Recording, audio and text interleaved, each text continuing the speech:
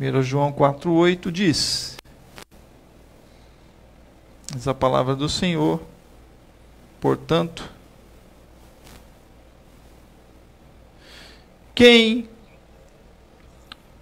não ama, não conhece a Deus, pois Deus é amor.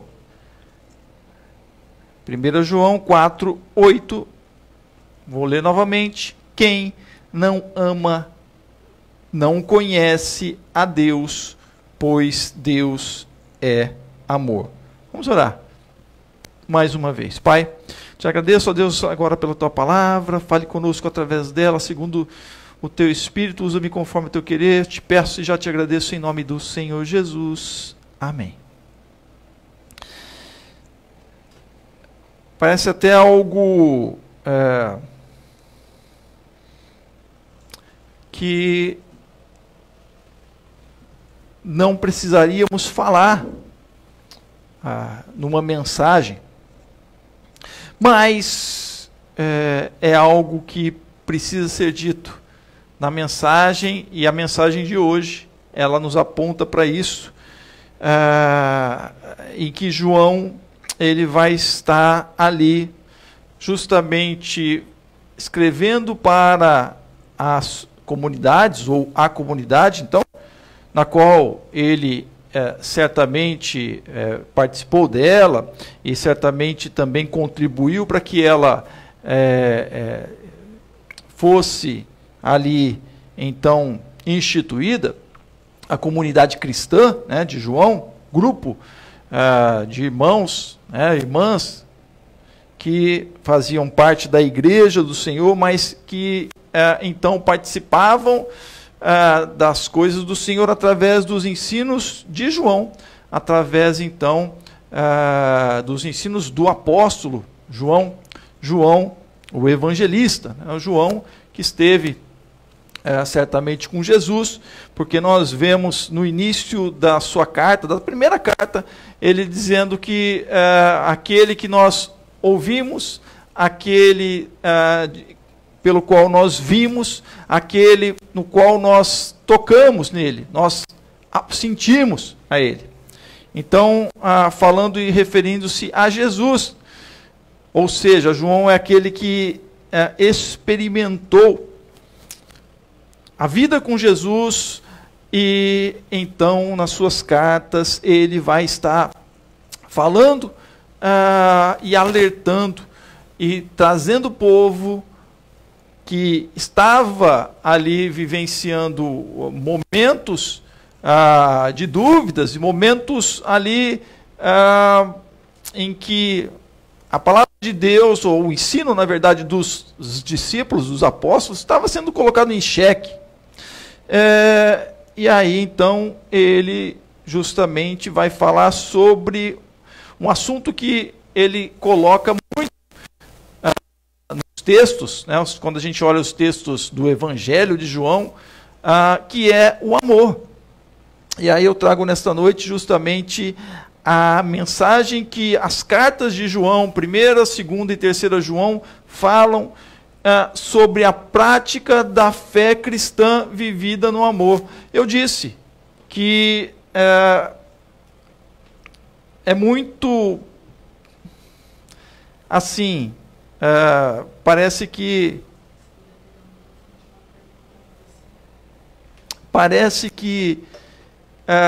esta palavra não deveria ser falada, né? Porque se a gente vive na fé cristã, está subentendido que deveríamos viver no amor cristão, no amor de Cristo, que foi ensinado. Mas o fato é que devemos estar, assim como João, hoje, alertando ou exortando o povo de Deus, o povo dito de Deus, a voltar para uma prática de fé cristã vivida no amor. É necessário falarmos hoje de amor. E é isso que eu quero falar nessa noite, que a prática de fé cristã, ela deve ser vivida no amor. Que amor é esse?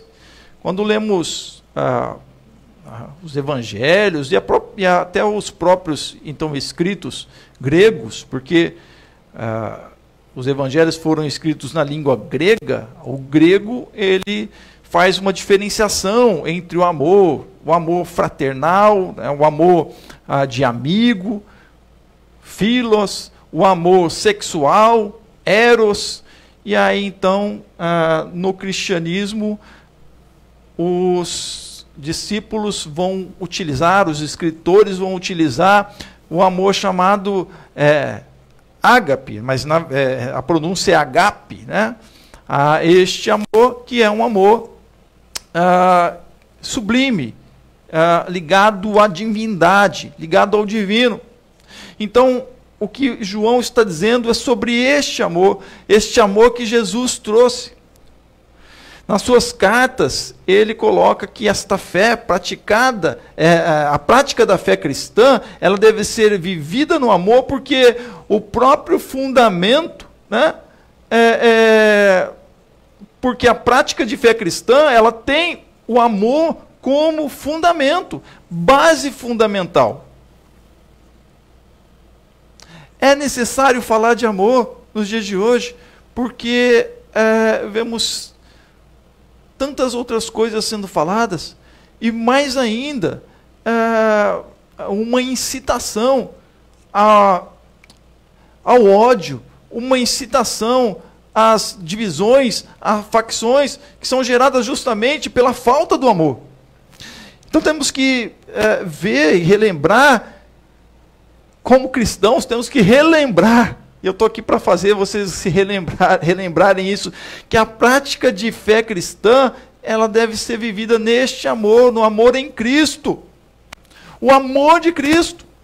E aí nós vamos ver, então, justamente que a prática de fé cristã, ela é vivida no amor, porque o próprio fundamento do Evangelho e o fundamento da palavra de Deus é o amor.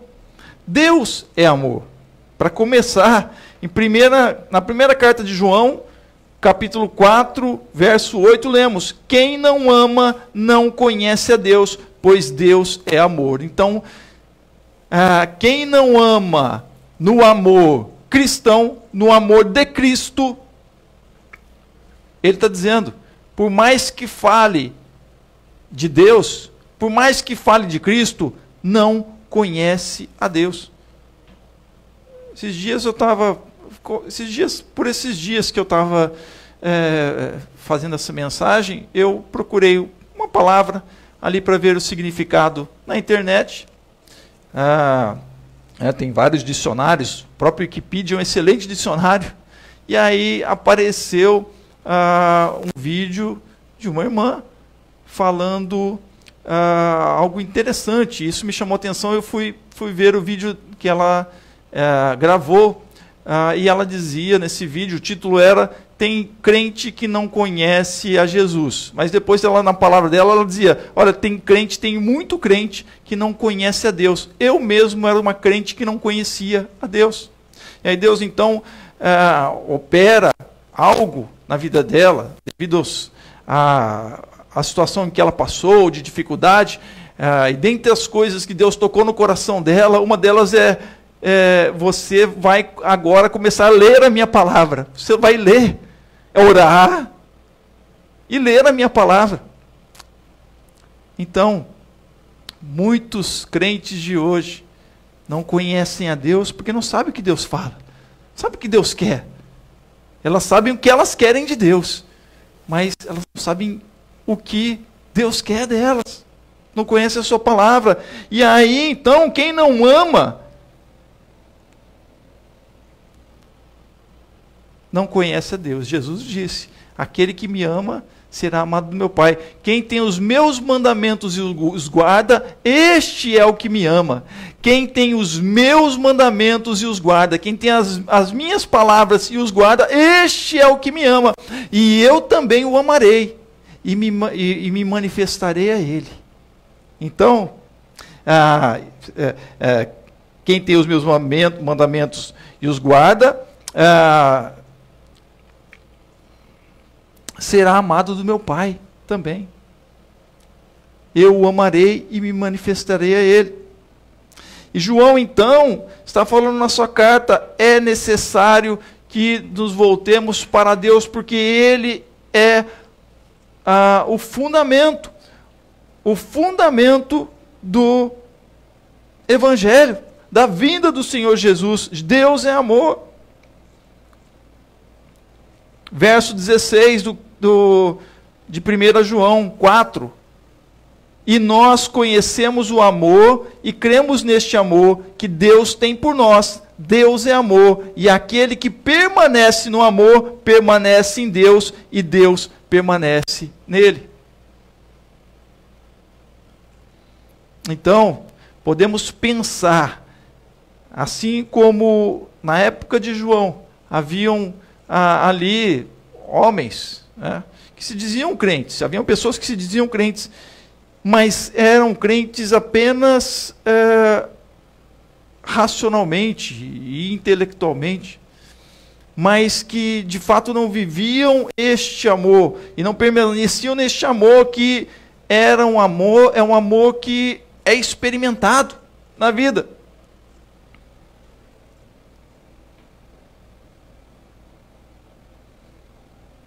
Nós conhecemos o amor e cremos neste amor. João tinha experimentado este amor em Jesus. E ele ali então está relembrando aos seus ouvintes, à sua igreja, que é necessário que estejamos então atentos quanto a isso, nos voltando para Deus, realmente com amor a Ele. Como nós nos dirigimos a Deus? Como aquele que exige algo de Deus, ou que Deus precisa fazer algo por mim, ou aquele que tem amor para com Deus, e está servindo a Deus. Então, nós vemos que se a prática da fé cristã é vivida no amor, e tem como fundamento o amor, precisamos entender qual é o amor de Deus, né? Se vemos no Antigo Testamento muitas guerras, né, muitas lutas ali e tudo mais, mas Deus então vem através da manifestação do seu Filho, na manifestação plena do próprio amor dele, para com toda a humanidade, para conosco e para com aqueles que creem. Então, primeira carta de João 4, capítulo 4, verso 9 ao 10. Nisto se manifestou o amor de Deus em nós, em Deus havendo enviado o seu Filho unigênito ao mundo, para vivermos por meio dele. Nisto consiste o amor, não em que nós tenhamos amado a Deus, mas em que Ele nos amou e enviou o seu Filho como propiciação pelos nossos pecados. Então, Deus não é Deus que é devedor da gente, porque a gente faz alguma coisa para Ele ou porque a gente o ama. Não, nós que somos devedores a Deus, devedores do grande amor de Deus para conosco. Deus é que nos amou primeiro, é isso que ele está falando. Não em que nós tenhamos amado a Deus, mas em que Ele nos amou, enviando o seu próprio Filho como propiciação para os nossos pecados. Então, o amor de Deus parte dele para nós. Partiu dele.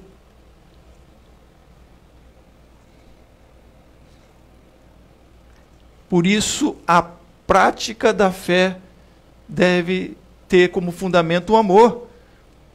Se falamos de Deus, o fundamento desta prática de vida, no qual nós falamos, deve estar fundamentada no amor. E se ele fala então do amor de Deus, qual é o amor de Cristo? O amor do Filho. Nós vemos no Evangelho de João. Então o Evangelho de João tem uma ligação com as cartas de João, porque eles tocam em temas que são ali similares, porque certamente os autores tiveram mesmos autores. Então, no Evangelho de João 10, 11 diz o seguinte: Jesus dizendo, eu sou o bom pastor dá a vida pelas ovelhas. Então, a palavra do Senhor nos fala sobre o amor de Deus, que Deus amou o mundo, né? Em João 3,16, de tal maneira, e João vai dizer também aqui, que Deus amou de uma maneira tal, que deu o seu próprio Filho. Mas e Jesus? Que então Jesus veio cumprir a missão e aí ele não tinha amor? Não. O amor dele é amor de pastor. O bom pastor que dá a vida pelas ovelhas. O amor de Cristo é de pastor e não daquele que trabalha apenas pelo pagamento. Quando ele fala nesse texto lá, em muitas Bíblias, a tradução é de mercenário, né? Aquele que não é o pastor, e Jesus vai dizer assim, mas o mercenário ali é apenas o trabalhador assalariado, que importa-se com o seu ganho. Então trabalha lá e depois deu o horário dele, ele vai embora e se precisar for, ele vai e deixa as ovelhas, né? No caso do pastorado, né?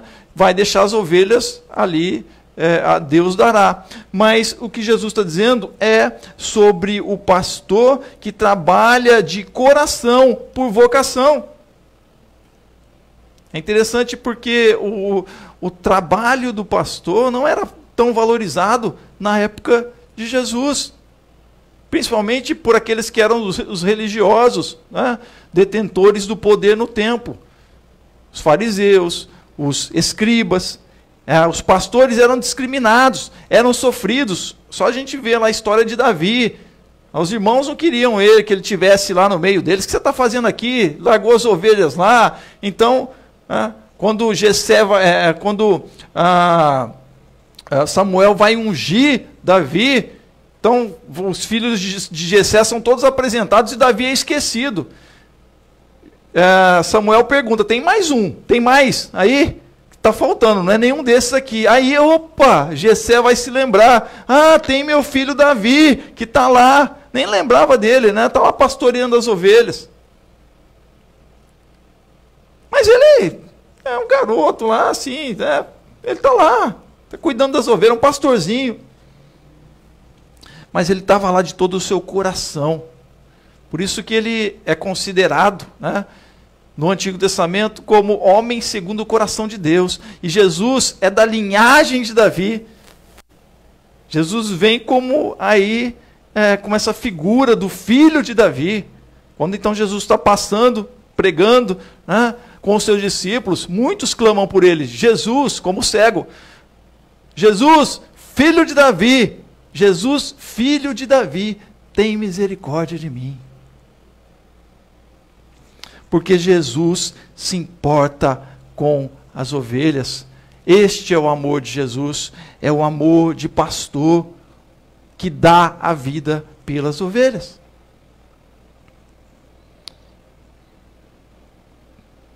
Então, na prática da fé cristã, no amor, devemos ter este fundamento e entender que o próprio Deus é amor. O próprio Jesus vem com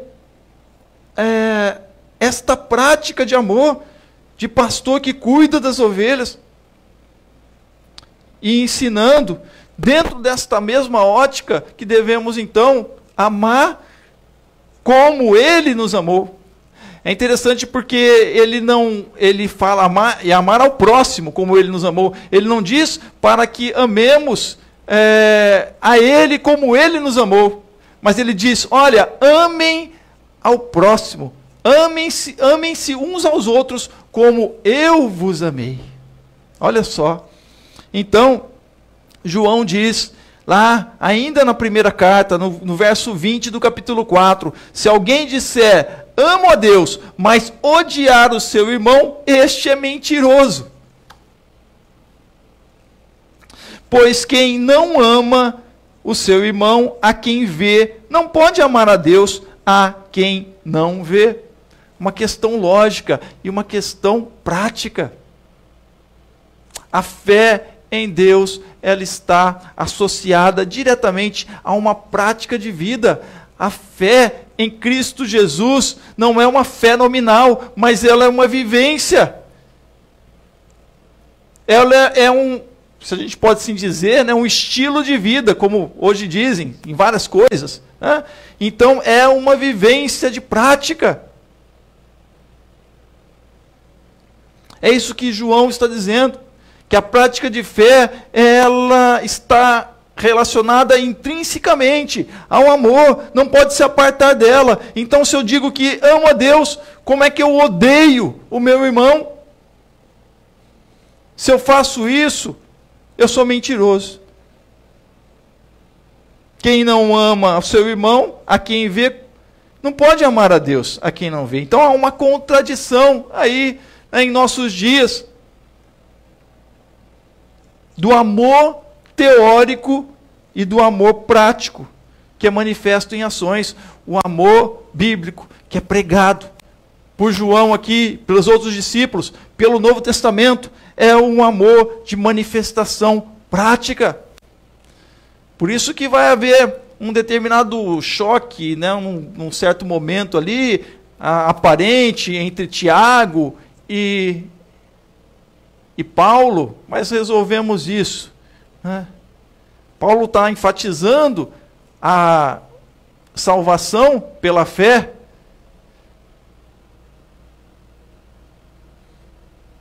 porque não é necessário mais a lei, mas Paulo sabia muito bem que a fé, então, opera na vida do crente, e do crente que pratica esta fé, do amor a Deus, pratica boas obras em Deus.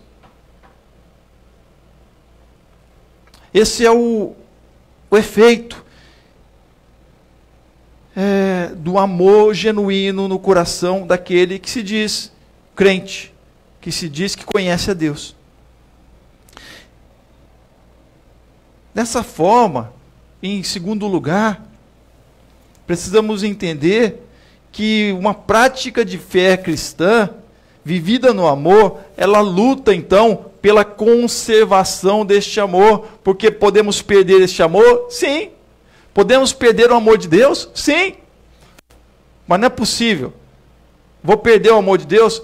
Você perde o amor de Deus no teu coração. Você passa a ser indiferente às coisas neste mundo, indiferente às pessoas, indiferentes, e pior ainda, a odiar o irmão. É isso que a palavra do Senhor está falando. Então, o que significa isso? Esta luta pela conservação do amor. É o que João está falando nas suas cartas. Precisamos lutar pela conservação deste amor. Entender que a vida cristã é uma vida vivida no amor de Deus, no amor de Cristo, no amor prático de uns para com os outros.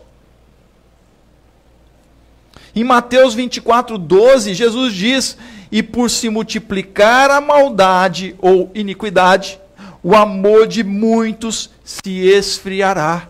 Jesus estava ali fazendo uma profecia que se cumpre em nossos dias. Há uma multiplicação da maldade, há uma multiplicação da iniquidade, há uma multiplicação da deslealdade. E aí a gente pensa, poxa, aumentaram-se o número de homicídios, aumentaram-se o número de latrocínios, aumentaram o número de criminalidades. É a maldade aí no mundo. Não estou falando desse tipo de maldade, não. É a própria deslealdade. Aí a gente vê, por exemplo, fake news. As fake news, quando um fala mal do outro, caluniando, trazendo mentiras ou inverdades sobre. Isso estava acontecendo com a comunidade de João. Havia um camarada lá, chamado Diótrefes, que ele começou a caluniar o ancião da comunidade. Na comunidade de João não existia hierarquia, eram todos irmãos. E esse Diótrefes, ele começa a se colocar numa posição ali de superioridade. E para isso ele passa a fazer fake news, né, lá na sua época, contra o ancião que cuidava desta comunidade. Então, a maldade, ela tem se multiplicado. Porque há outros interesses. E quando então o teu interesse, estando no seio cristão, o teu interesse passa a ser o interesse outro, e não ligado ao Senhor mesmo, a vida de prática de fé em Cristo Jesus, no amor do Senhor, faça qualquer coisa. E aí é onde entra a maldade, onde entra a iniquidade, a falta de equidade, então, falta de senso de justiça. A falta de equidade, né, que é a iniquidade, é falta de senso de justiça. Não, eu não vou fazer isso, né? Eu não vou colocar esta fake news, ou vou permitir que haja essa fake news, porque isso é desleal.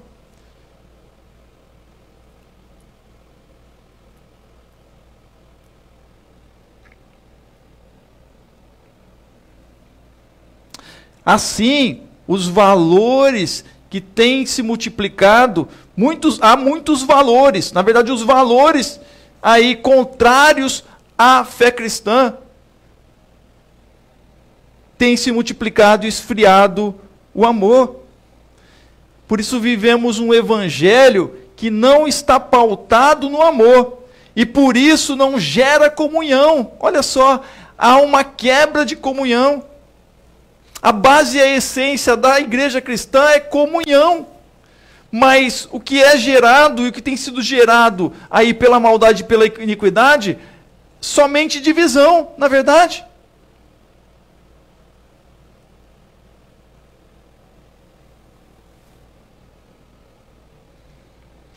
Quando então o evangelho não está pautado no amor, quando a vida do crente não está pautada no amor de Deus, no amor em Cristo, mas em valores que o mundo traz, não se há comunhão. Tem-se um evangelho, mas um evangelho utilitário, que mantém uma relação de troca com um Deus de propriedade privada. Seja ela do líder, para ele produzir, né, num Deus de propriedade privada, para manter uma relação de troca, através dos seus discursos, que João também aponta aqui um erro daqueles que estão no mundo, vão ouvir discursos que estão aí em consonância com o mundo. Então, quando se fala um discurso que está em consonância com a palavra, não se é ouvido. E ele estava alertando, olha, esses que estão discursando dessa forma, eles estão discursando contra os princípios e os fundamentos do que Cristo trouxe. Para começar, o fundamento do amor. Então, o que está sendo gerado é a concorrência. O que está sendo gerado é uma desunião. O que está sendo gerado é uma falta de comunhão. E aí, então, essa relação utilitária, ela começa a ser, e ela é pregada, transmitida pelos líderes, e também aí as pessoas passam a ter, né, também uma relação de troca com Deus, com um Deus de propriedade privada. Então, Deus, ele é o meu Deus, eu faço dele o que eu quiser, porque ele é meu. É propriedade privada. É assim que a palavra de Deus nos ensina? Não, de forma nenhuma. João vai nos alertar lá no capítulo 2, verso 6 da primeira carta. Quem diz que permanece nele, esse deve também andar assim como ele andou. Então, ele está falando de quem permanece em Cristo, realmente está em Cristo. O modelo que deve ser seguido não é o modelo do mundo, e nem daqueles que tomaram um discurso no mundo para ensinar, mas é daqueles, sim, que andam como Jesus andou, daqueles que falam o que Jesus falou. O fato é que esta forma privatizada de Deus, como propriedade privada, né, e essa relação de troca, não é a forma como Jesus andou para com Deus. E aí, o efeito disso é a perda do amor cristão, a perda do amor em Cristo.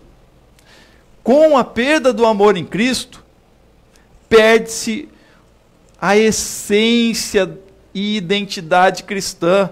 Então você pode colocar uma Bíblia debaixo do braço, ir para a igreja, aí se autoproclamar cristão em todos os lugares, todas as redes sociais, mas se a promoção é de perda do amor, se na verdade não há uma promoção do amor em Cristo, se este não é o foco, há uma perda da essência da identidade cristã. Perde-se a identidade cristã. Perde-se justamente aquilo que nos diferencia do mundo. Perde-se justamente aquilo que diferencia os cristãos do mundo. Com a perda do amor em Cristo, perde-se a essência e identidade cristã, perde-se justamente aquilo que nos diferencia do mundo. Por isso, na primeira carta de João, capítulo 2, do verso 15 ao 17, ele vai dizer: não amem o mundo, nem o que nele há. Se alguém ama o mundo, o amor do Pai não está nele. Pois tudo o que há no mundo, a cobiça da carne, a cobiça dos olhos e a ostentação dos bens, não provém do Pai, mas do mundo. Vou ler de novo. Verso 16. Pois tudo que há no... Verso 15. Não amem o mundo, nem o que nele há. Se alguém ama o mundo. Aqui a questão não está em estar no mundo e ter as coisas no mundo. Não é essa a questão. A questão está em amar o mundo. E aí esquecer do amor de Cristo. Do amor de Deus, do amor de uns para com os outros. Não amem o mundo, nem o que nele há. Se alguém ama o mundo, o amor do Pai não está nele. Tramaram a morte naquela família, infelizmente, de um pastor. Tramaram a morte, porque estava envolvido poder político, estavam envolvidos poderes econômicos, financeiros. Cadê o amor daqueles que proclamavam o amor de Cristo naquela família? Triste. Tudo, verso 15, João 2, verso 16, primeira carta de João, capítulo 2, verso 16. Pois tudo o que há no mundo, a cobiça da carne, a cobiça dos olhos e a ostentação dos bens, não provém do Pai, mas do mundo. Verso 17. O mundo e sua cobiça passam, mas aquele que faz a vontade de Deus permanece para sempre.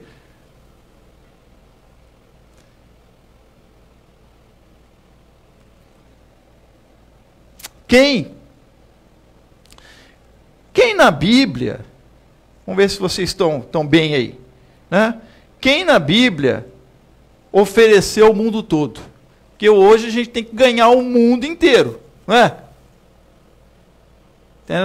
Porque a gente é de Jesus, Jesus venceu tudo, Jesus é super, e aí então a gente tem que ganhar o mundo inteiro. E aí, quem na Bíblia oferece o mundo inteiro para Jesus? Oferece todos os reinos, inclusive.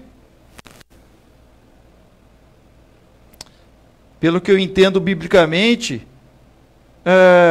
não foi Jesus que ofereceu o mundo inteiro. Foi Satanás que ofereceu para Jesus o mundo inteiro. Olha, se prostrado me adorares, te darei todos estes reinos deste mundo. E aí Jesus falou, vai de Satanás, porque somente ao teu Deus adorarás e somente a Ele servirás. E aí precisamos tomar cuidado. Olha aí, olha o engano. Olha o erro. Olha a distorção da palavra. E aí Jesus diz, em Mateus 16, 26, pois o que aproveitará o homem se ganhar o mundo inteiro e perder a sua alma? Ou o que dará o homem em troca da sua alma? Primeira carta de João 5,4. João vai dizer, porque todo que é nascido de Deus vence o mundo. E esta é a vitória que vence o mundo, a nossa fé. A nossa fé, não que eu posso tudo, não que eu vou conseguir tudo, mas que o Senhor que eu sirvo, e é Ele que eu sirvo, Ele me dá forças para eu lutar. Amém? Para que se eu cair, eu levante. Se eu cair numa batalha, eu levante e continue. Para que se algo não acontecer, eu ficar triste, mas o Senhor vai estar comigo.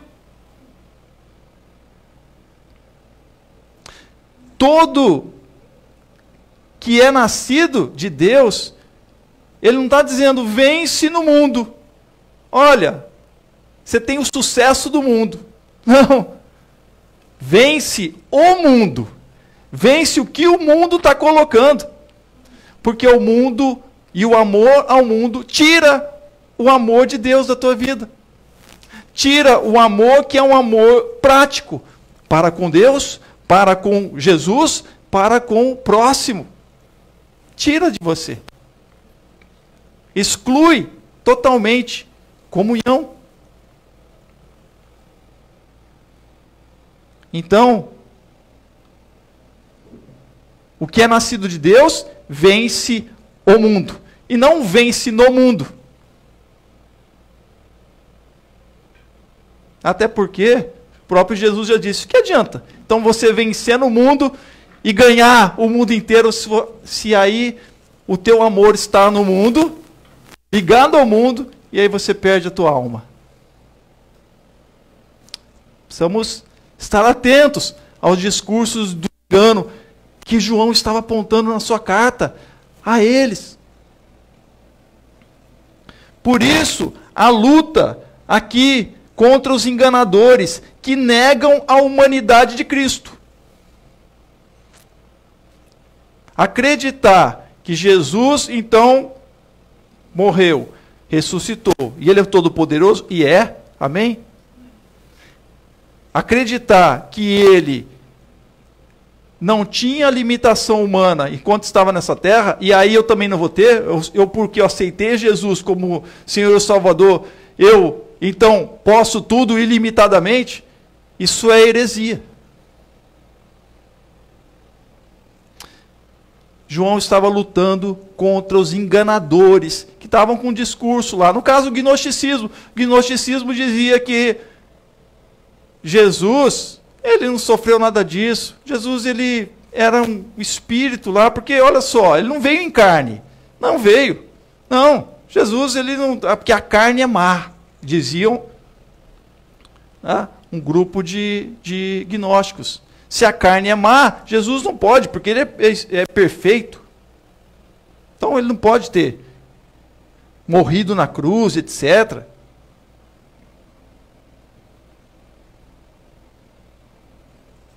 lê do engano.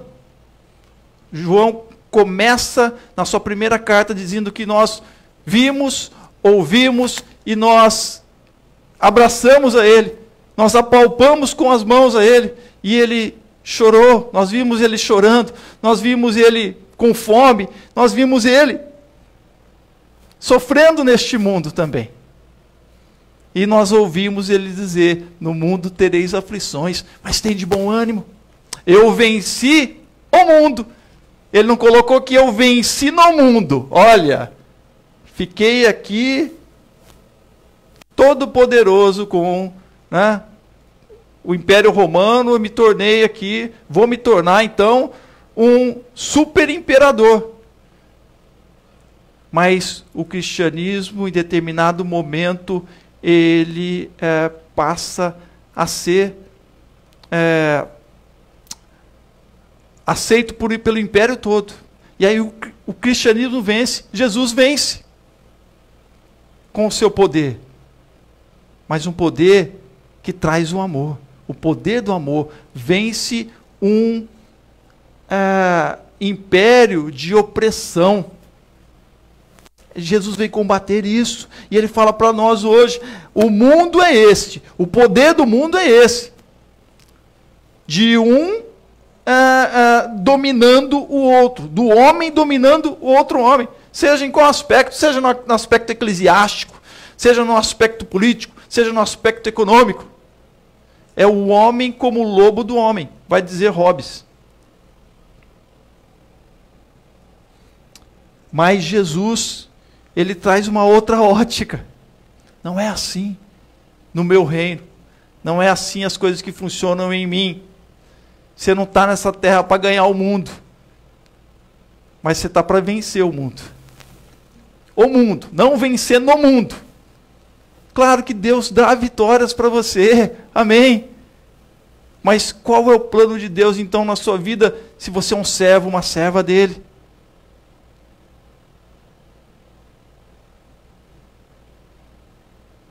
O plano de Deus não é de transmissão do seu amor para aqueles que perecem, porque do mundo não levamos nada? E quais então são as riquezas que ajuntamos em Cristo, que ele nos diz? Lá na sua parábola dos talentos. São as vidas que foram alcançadas em Cristo Jesus. Estes são os tesouros que vão ser levados para o céu. São estes. Amém? São estes. Então João, ele vai dizer aqui que, olha só, que é necessário que haja uma luta contra os enganadores que negam a humanidade de Cristo. Negar a humanidade de Cristo hoje então, colocar, ou dizer, se colocasse uma posição de super crente, ou dizer que os crentes são super, que pode tudo, porque não pode. Há um limite. O mundo diz isso, porque tem outros interesses. Mas quando, então, este discurso do mundo é associado ao discurso cristão, é porque há outros interesses que não condizem, não correspondem com a palavra de Deus. Por isso, a luta contra os enganadores que negam a humanidade de Cristo. João, a segunda carta de João, capítulo 1, verso 7. Porque muitos enganadores têm saído mundo afora, os quais não confessam que Jesus Cristo veio em carne. Este é o enganador e o anticristo. Olha só. Não considerar que Jesus disse: no mundo tereis aflições, e Jesus mesmo teve aflições, mas tem de bom ânimo, eu venci o mundo. Ou seja, dizer que você é crente, e aí você não pode estar passando por nada de ruim, porque ou você está em pecado, ou está acontecendo, você não está fazendo nada direito para Deus.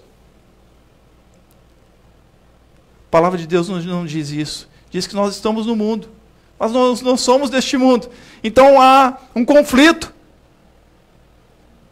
com este mundo. Agora, se o discurso está em consonância com este mundo, cuidado. Se você ouve no mundo alguma coisa que está aí também ouvindo na igreja, poxa, que legal. Não tem diferença. Não tem diferença. E aí, o amor de Deus não está nisso aí. E aí João está dizendo, olha, cuidado, hein? Você pode pensar que está servindo a Deus, mas não está. Você está servindo a si mesmo.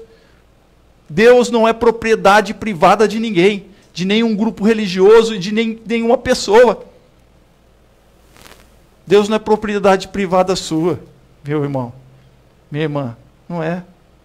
Você vai utilizar Ele quando você quer. Deus é Deus, Ele é Senhor, Ele está vendo o que está se passando. Por isso, uma reflexão, reflita nisso na tua vida.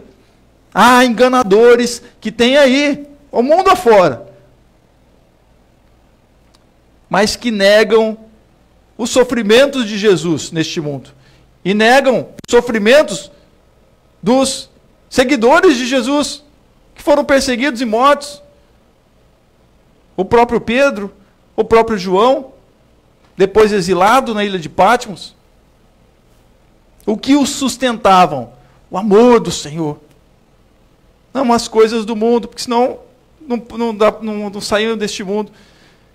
Era o amor do Senhor. Era o poder do Espírito Santo. É o que João está dizendo aqui nas suas cartas. Ele cita o amor do Pai, ele cita o Espírito Santo e ele cita Jesus. É a Trindade que corresponde ao amor de Deus, que vai sustentar a sua vida. É nela que você deve se apoiar e se agarrar. Mas deve então haver uma luta, você deve lutar contra esses discursos, porque não te levam às coisas de Deus, na verdade. Há outros interesses. Capítulo 2, segunda carta de João, capítulo 1, verso 8 e 9. Tenham cuidado para que não percam aquilo que temos realizado com esforço. O que é? A pregação do Evangelho, a prática da fé e do amor cristão.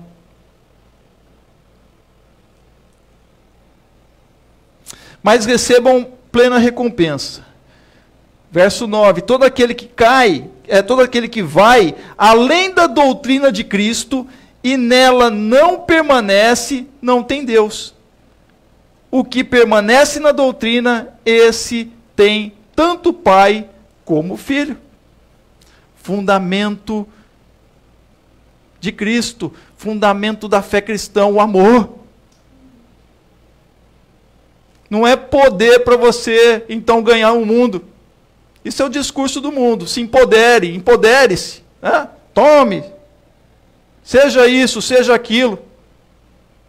João está dizendo que não. Seja um cristão que pratique a fé, que se volte para a fé no amor em Cristo, em prática de amor. Se volte tendo Jesus como exemplo, como aquele que é manso e humilde de coração. Por isso, uma fé, em terceiro lugar, uma fé, uma prática de fé cristã, vivida no amor, é uma fé que vive, né, no amor prático. Ela deve ser vivida, essa prática de fé cristã, vivida no amor, deve ser vivida de forma prática. E aí, então, ele dá exemplos no próprio falar dele, na própria proximidade que ele tinha para com os irmãos. É muito triste estarmos afastados, né? Muitos. E hoje ainda continuamos. Muitos estão afastados porque gostamos de estar próximos, com contato uns com os outros. Mas quando se há, de fato, um sentimento de amor, nós manifestamos este sentimento mesmo em palavras.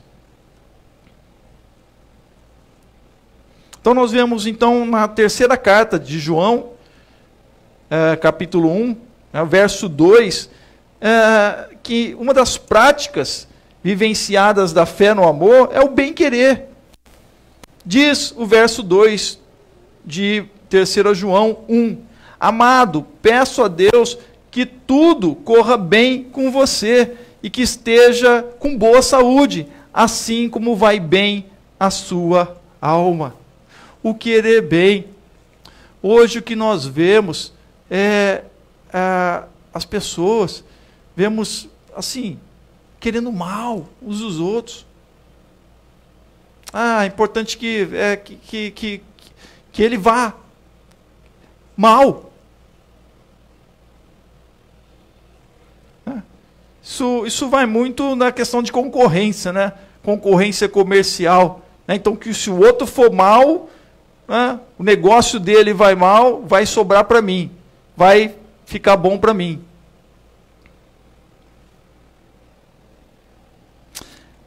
A fé vivenciada na prática é uma fé do bem-querer. É uma prática do bem-querer, do amor.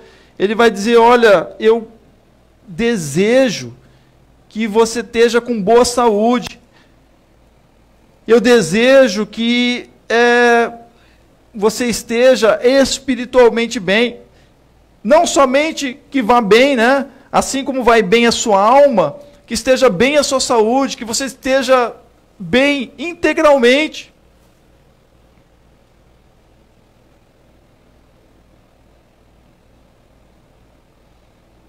E esse desejo deve ser em verdade. Uma das palavras que aparece muito nas 3 cartas de João é a palavra verdade. E uma delas, um dos significados dela é da sinceridade. Em verdade, né? Em sinceridade.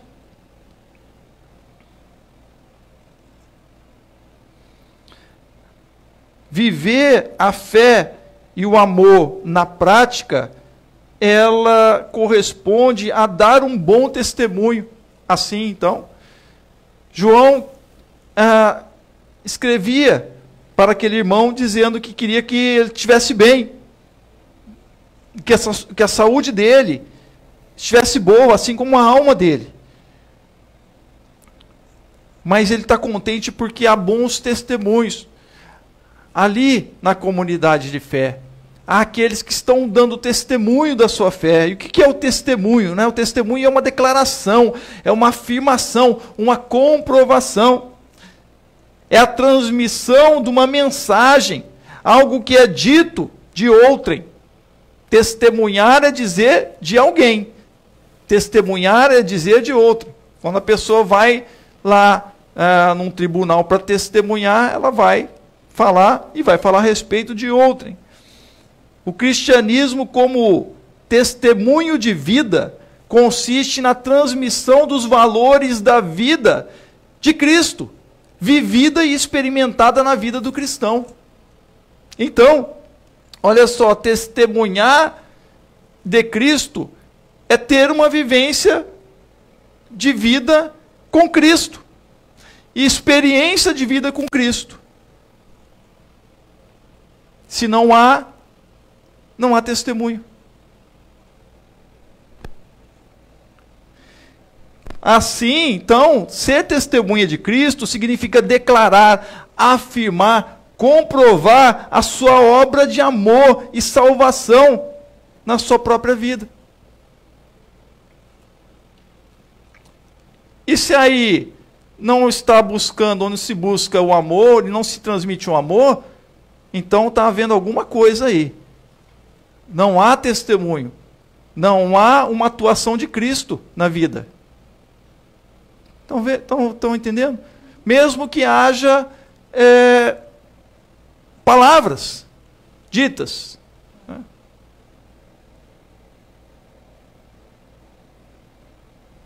Mas o testemunho que João está dizendo aqui é um testemunho prático de vida, não de palavras. Assim, o bom testemunho cristão deve envolver alegria, deve envolver fidelidade ou verdade. Né? A alegria do Espírito Santo na vida. E se a pessoa só reclama porque ela não conseguiu alcançar aquele sucesso ou aquele determinada coisa que ela quer, cadê a alegria do Espírito Santo na vida dela? Ou a sua alegria está no mundo e nas coisas que o mundo, então, aí vão proporcionar e que então vão te fazer alegre. Então já não é mais Cristo. Não está relacionado a Cristo. Viver o cristianismo é viver uma prática de vida. É na vida. O bom testemunho deve envolver a alegria. Aqui a gente lê, né, no verso 4 da terceira carta de João, capítulo 1. Não tenho maior alegria do que esta, a de ouvir que os meus filhos vivem de acordo com a verdade. A alegria do autor era de ver que aqueles no qual ele evangelizou, falou do amor de Cristo, estão vivendo a verdade que é Cristo. Estão vivendo no amor cristão, estão vivendo no amor de Deus, estão compartilhando o amor, sendo amáveis uns para com os outros.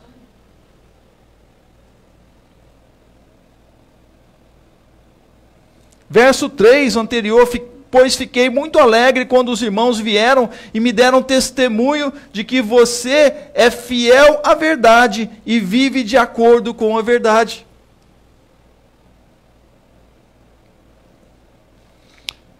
Vive de forma sincera, sem fingimento. Vive realmente a verdade, que é Jesus, que é o Espírito Santo, que é Deus, na vida, atuando. O testemunho cristão deve envolver o amor prático. Verso 5, eu estou lendo aqui, terceira carta de João, capítulo 1, só tem um capítulo só, verso 5. Amado, você tem sido fiel no que faz pelos irmãos, mesmo quando são estrangeiros. Falando aqui do testemunho daquele irmão. Você tem sido fiel, mesmo quando são estrangeiros. O amor prático, a prática de fé.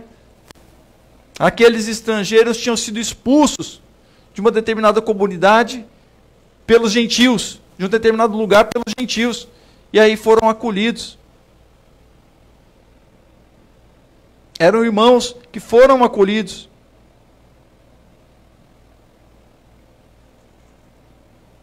Verso 6.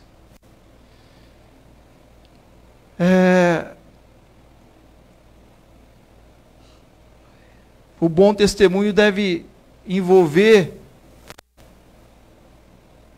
o acolhimento. Estes deram testemunho diante da igreja do amor que você tem.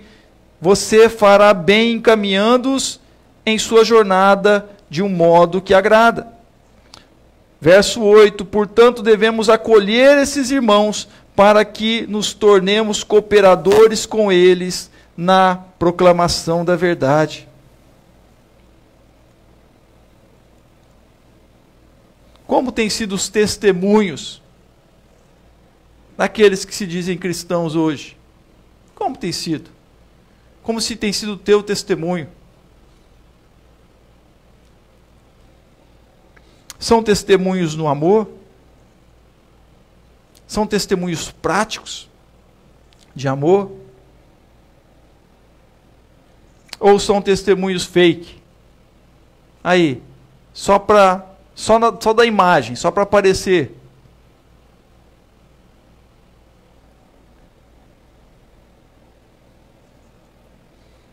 O testemunho é muito importante. Deus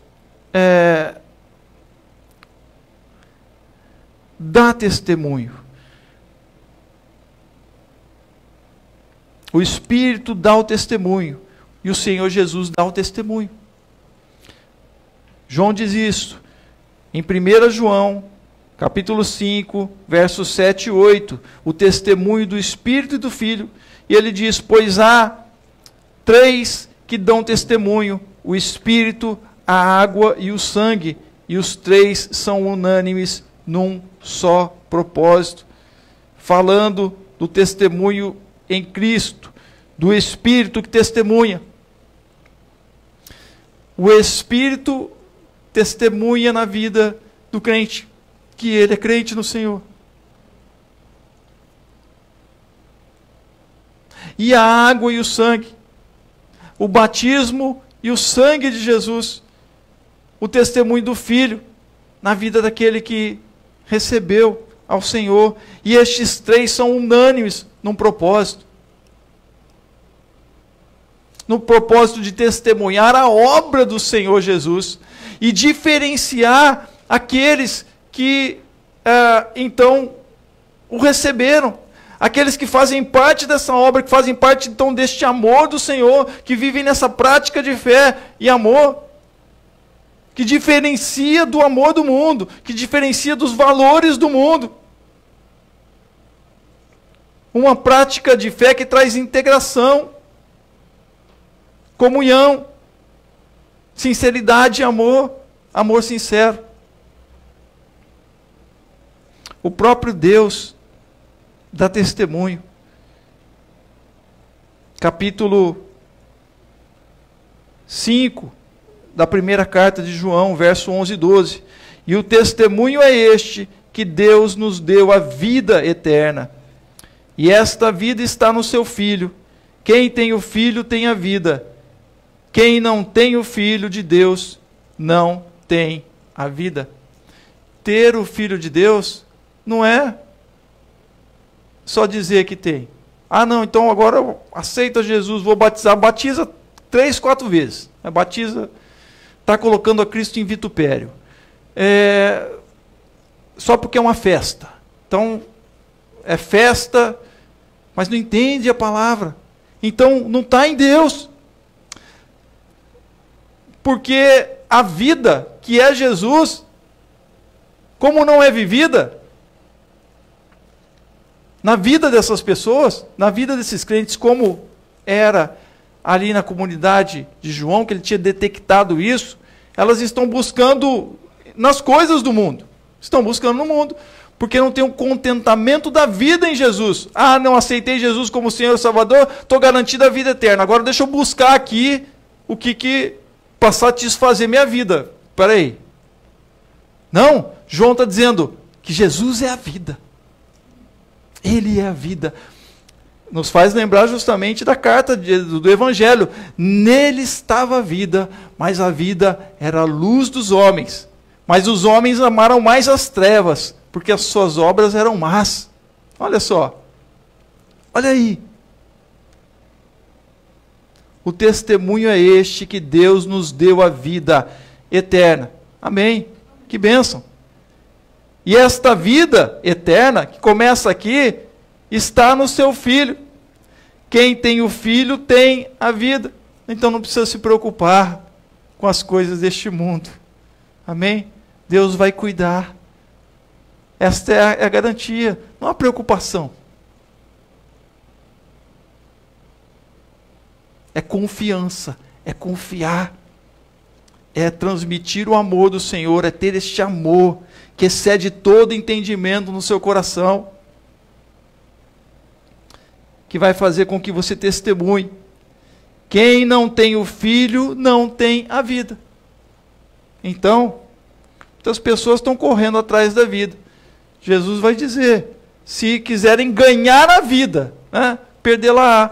Mas se perderem a vida por amor de mim, a vida deste mundo, né? Olha só a inversão que está acontecendo nos dias de hoje por crenças de aí uma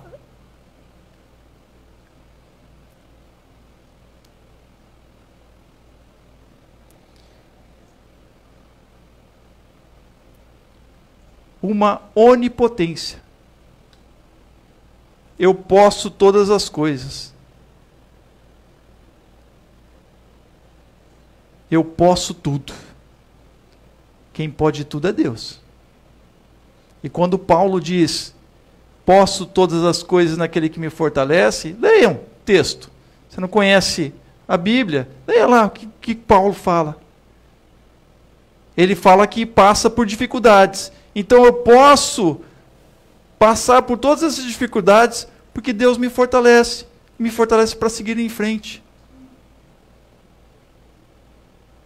Então eu posso passar por todas as coisas. Eu sei estar no momento de abundância e me alegro com Deus, mas eu sei estar no momento de dificuldade e eu me alegro com Deus. Eu sofro, porque todos sofrem, mas o Senhor me fortalece para superar as adversidades, para me alegrar nas alegrias. Amém? Cuidado com pensamentos de onipotência. Quem é onipotente é Deus. Pensamentos mágicos. Cuidado. Pise nessa terra com o Senhor que te fortalece a cada dia. E permaneça no seu amor. Amém? Tenha uma prática de fé cristã vivida no amor, com o fundamento do amor de Deus, do amor de Cristo, do amor de uns para com os outros, do amor ao próximo. Lute pela conservação deste amor, do amor de Cristo. Cuidado com o amor ao mundo. E viva a fé e amor na prática. Amém? A prática do bem-querer e do bom testemunho. Certamente, você terá o testemunho de Deus na tua vida. Você estará com a vida eterna com Cristo Jesus e Jesus na tua vida para você andar neste mundo no poder do Senhor que te fortalece para todas as situações da tua vida. Feche seus olhos, vamos orar neste momento. Pai de amor, de infinita bondade, eu te louvo e te agradeço, ó Deus, porque o Senhor, ó Pai, tua palavra ela é maravilhosa. E ela, Senhor, de fato, ela esclarece, ó Deus, os acontecimentos do teu povo, Senhor, e na situação em que estamos vivendo neste mundo, estamos inseridos, e é preciso, Senhor, que haja um alerta, que teu povo se desperte para o teu amor, ó Deus, tantas ações daqueles que dizem, Senhor, ser teus filhos e filhas, que são, ó Deus, dirigidos, guiados por Ti, mas, ó Pai, a prática não está condizendo com prática de amor. Por isso, Senhor, tome as nossas vidas diante do Teu altar. Ó Deus, derrame sobre nós o Teu Espírito Santo de forma a nos encher, Senhor, e derramar o Seu amor sobre as nossas vidas. Ó Deus, como diz a palavra do apóstolo lá em Romanos, Senhor, porque o amor de Deus é derramado em nossos corações pelo Espírito Santo que nos foi